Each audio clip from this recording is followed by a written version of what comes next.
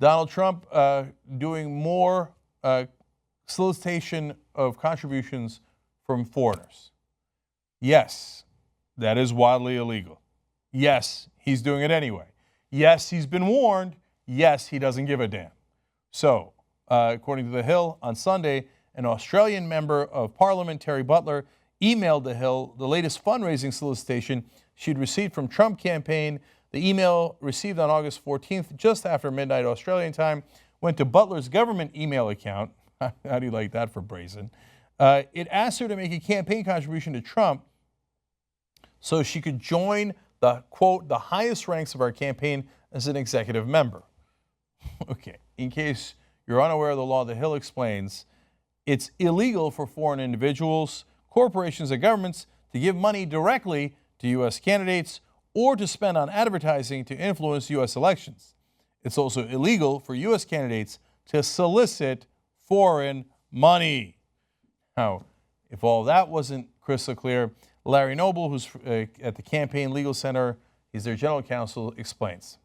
Given the news reports, the complaint we filed with the Federal Election Commission, and the letter we sent to the Department of Justice asking for a criminal investigation, his refusal to put a stop to the solicitations is compelling evidence of the campaign's flagrant disregard for the law.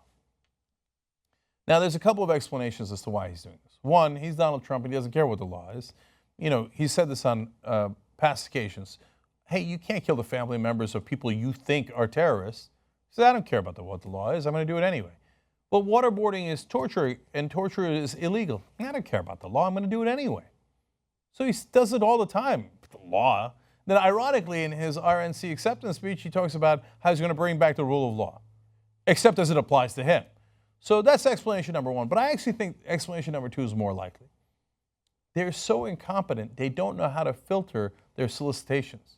Because they hire these companies, and they're supposed to weed out asking for foreign donations. But they don't know what they're doing. They're like, whoa, we're the Trump campaign. Here, let me give you a quote from The Hill.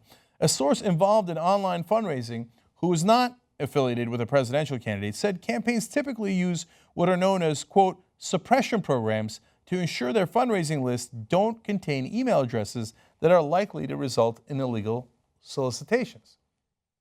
So normally, these are giant email lists, and campaigns buy them, and then they go and ask for $3 at a time or whatever it is that they're doing in their annoying emails. So, but they spend money, time, and effort to make sure it does not go to foreign sources because that's illegal. The Trump campaign gets the list. My best guess, and this is one of your two options as I explained, but my guess is they go, oh, yeah, it's fine, just send it. We'll get the money, who cares? Ah, God, golly gee. Ooh, we didn't, weed out the foreign solicitations. Okay. His defining trait is not bigotry, although that's a significant one. His defining trait is incompetence. Doesn't know what he's doing. So any regular precautions that a sane and rational and competent candidate would do, he doesn't do because he doesn't know it. He didn't even know what a ground game was, how to get out the vote before Iowa. He doesn't know anything. So he's like, I don't know, just send the emails. Don't ask me about it. Total, utter idiot. And look, I don't care what the reason is. This is illegal.